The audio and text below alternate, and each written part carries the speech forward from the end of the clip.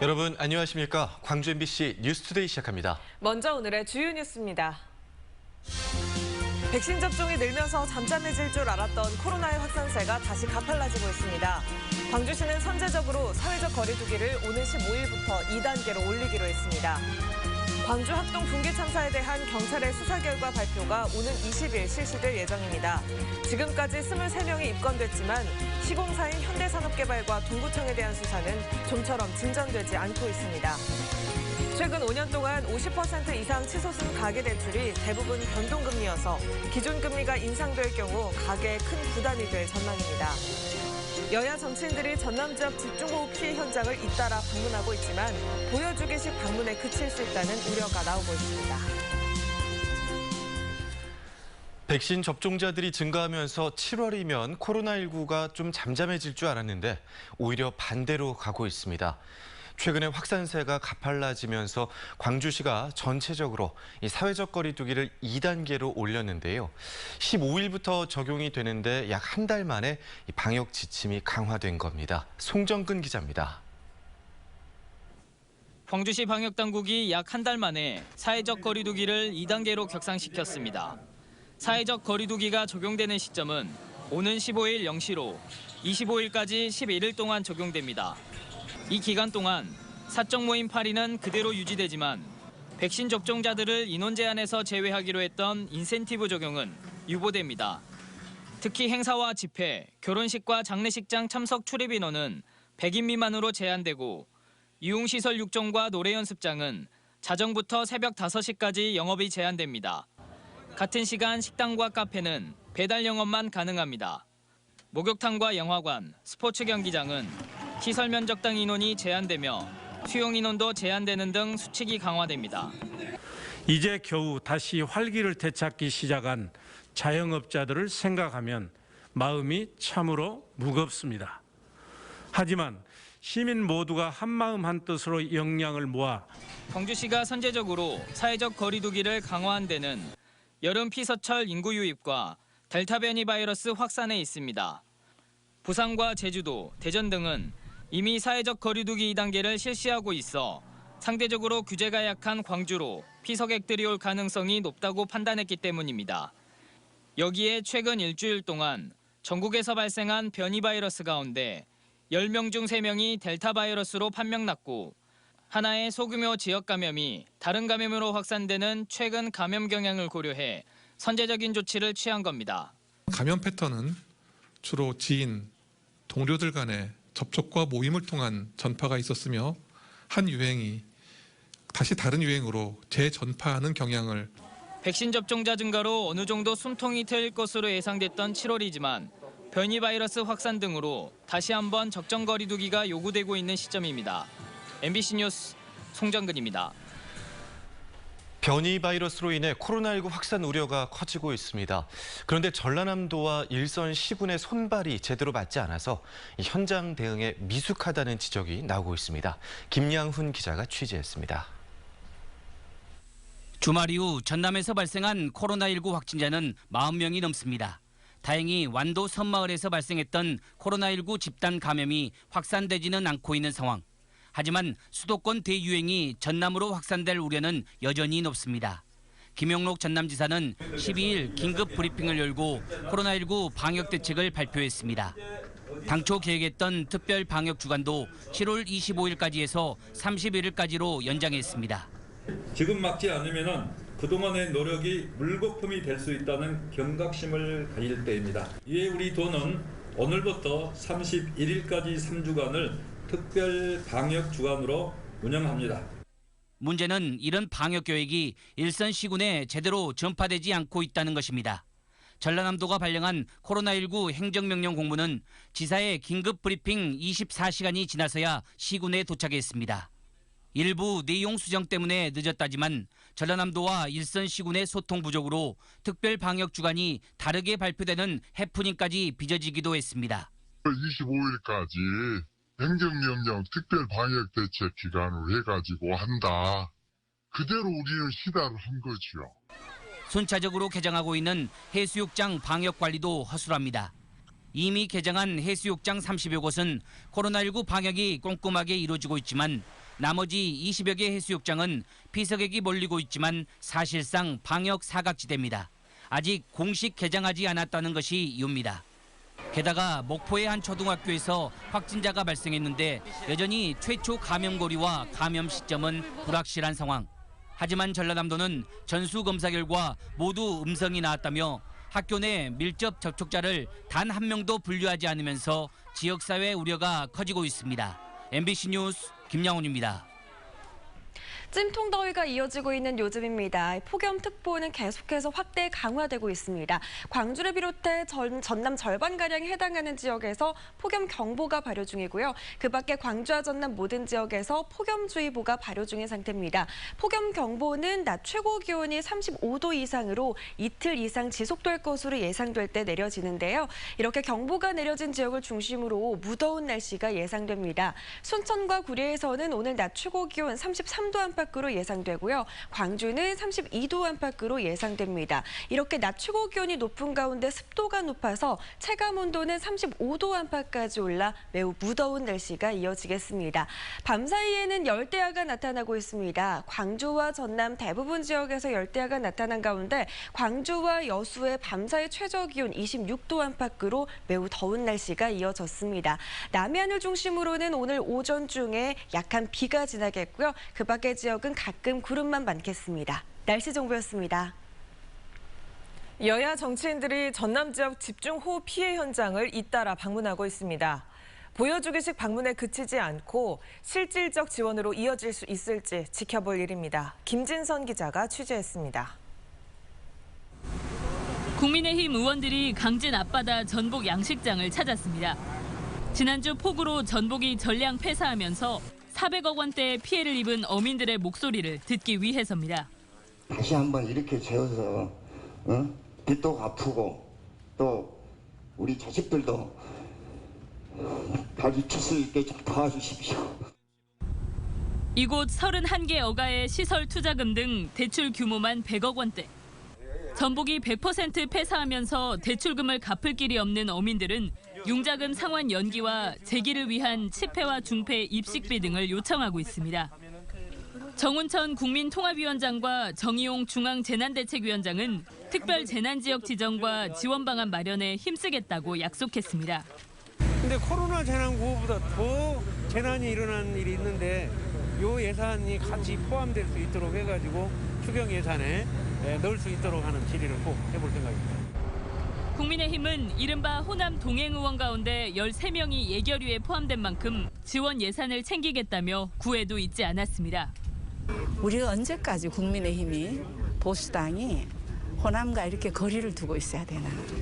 뭐 닭이 먼저냐 달걀이 먼저냐를 따지기 전에 그래서 우리가 먼저 다가가자. 앞서 민주당의 대선 경선 후보들도 해남과 진도 등 수해 지역을 찾아 앞다퉈 지원을 약속한 상황. 정치권의 잇따른 방문이 보여주기식에 그치지 않고 실질적 지원으로 이어질 수 있을지 관심이 집중되고 있습니다.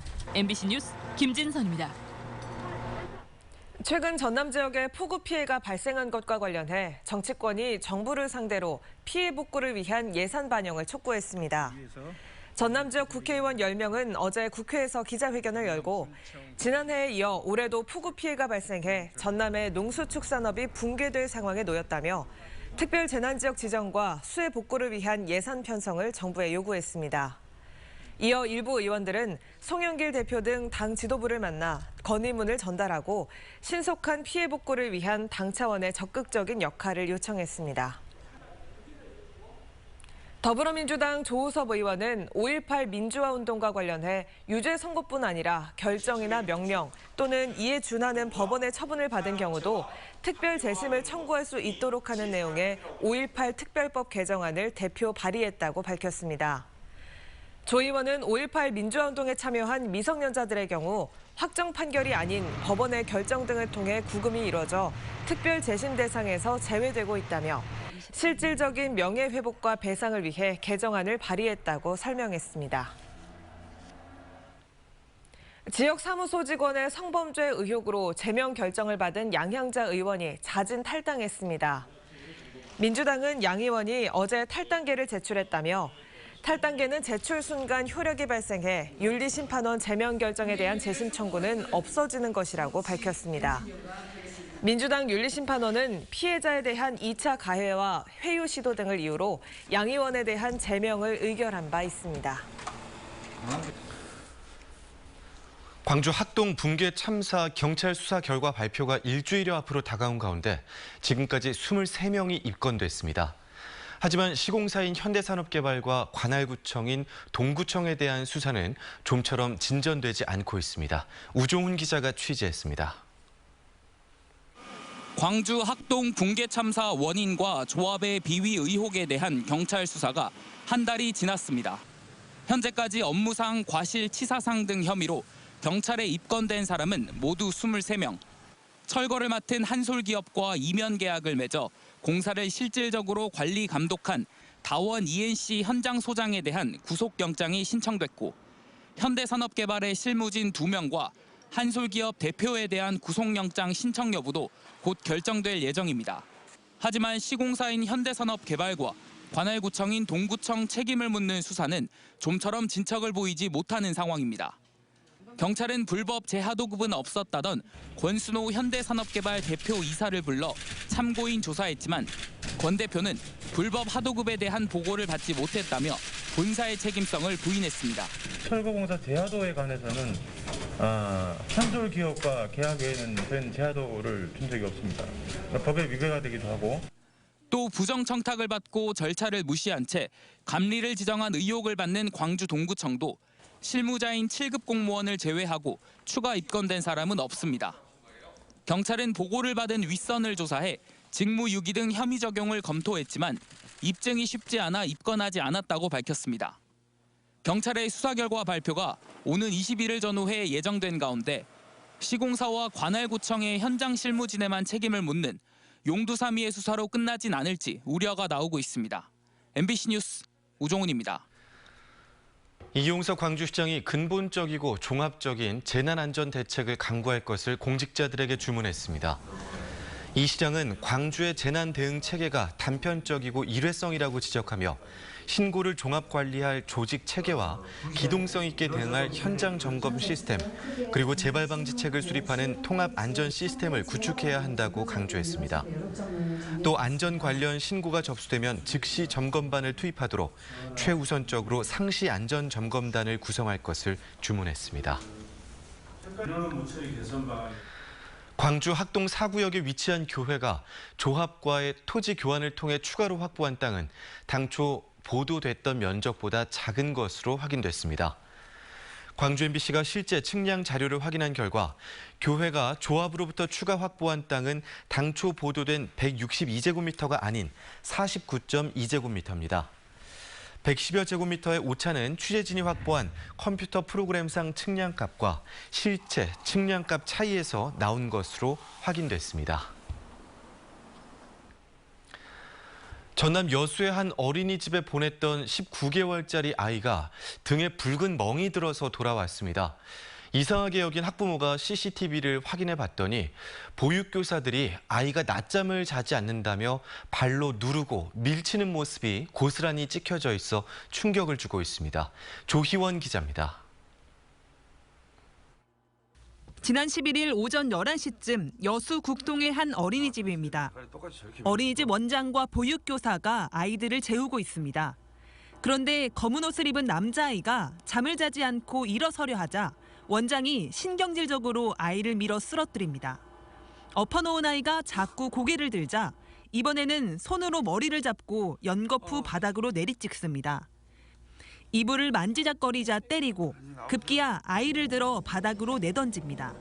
정말 막 오라통이 터졌죠. 이제 말을 할 수 없을 정도의 눈물이 이렇게 나서 어머니나 와이프한테 통화할 때도 이제 굉장히 말 자체를 잘 못했거든요.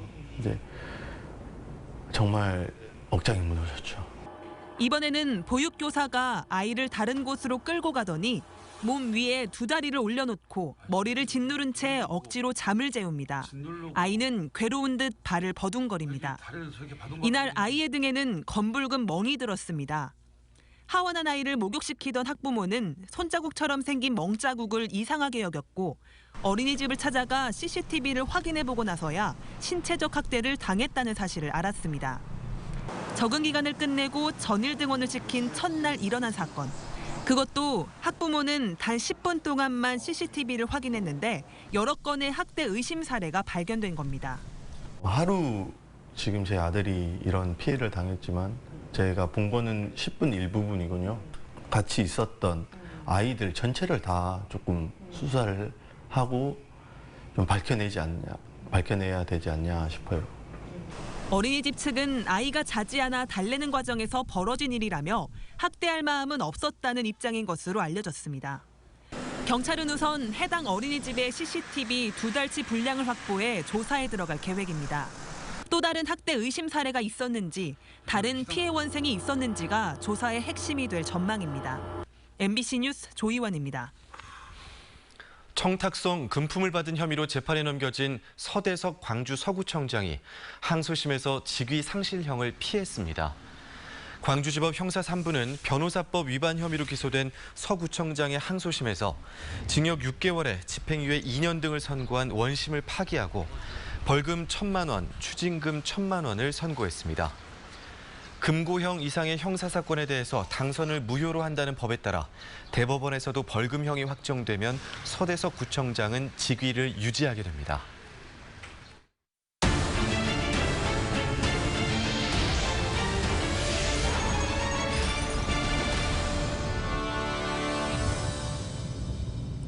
최근 5년 동안 광주 전남 지역의 가계대출은 50% 이상 치솟았습니다.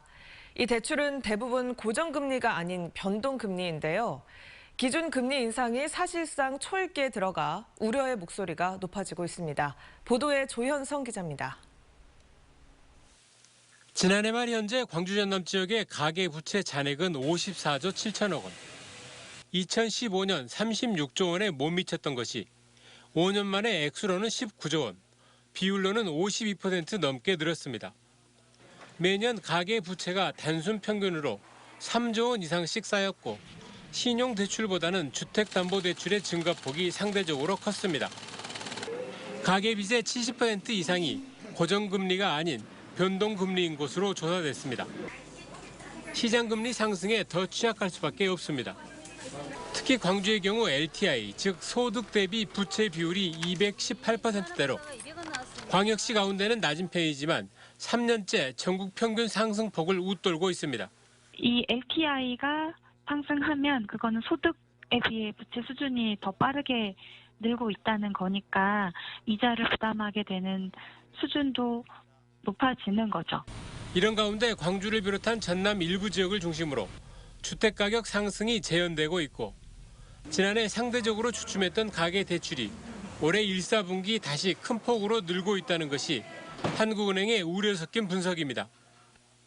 올해한 기준금리 인상이 사실상 기정사실로 받아들여지는 가운데 최근 코로나19의 재확산세는 통화당국의 금리 결정 과정에서 가장 큰 변수로 작용할 전망입니다. MBC 뉴스 조현성입니다. 한국농수산식품유통공사는 세계적인 물류 대란으로 어려움을 겪고 있는 농수산식품 수출업체를 돕기 위해 해운 기업인 HMM과 업무 협약을 체결했습니다. 이번 협약에 따라 올 연말까지 미주로 운항하는 HMM 임시선박에 매달 265개 컨테이너 분량의 농수산식품 선적 공간이 우선 제공됩니다. 미주 지역 수출을 희망하는 업체는 농수산식품유통공사 수출지원 시스템에 신청하면 선착순으로 물량을 선적할 수 있습니다. 광주 지하철역에 인공지능을 기반으로 한 문화예술 콘텐츠를 즐길 수 있는 공간이 마련됐습니다. 지난 8일부터 광주 금남로 사가역에 설치돼 운영에 들어간 AI 문화체험관은 지역의 미래 핵심 콘텐츠로 꼽히는 AI 기술을 바탕으로 한 미술과 게임 등 다양한 문화예술 콘텐츠를 만나볼 수 있습니다. 체험관은 평일은 오후 3시부터 8시까지, 주말은 오후 1시부터 8시까지 운영됩니다. 폭염특보가 점차 확대 강화되고 있습니다. 광주를 비롯해 전남 절반가량에 해당하는 지역에서 폭염경보가 발효 중이고요. 그 밖에 광주와 전남 모든 지역에서 폭염주의보가 발효 중인 가운데 오늘도 무더운 날씨가 이어지겠습니다. 날씨 정보였습니다. 이상으로 광주 MBC 뉴스투데이를 마칩니다. 함께해 주신 여러분 고맙습니다.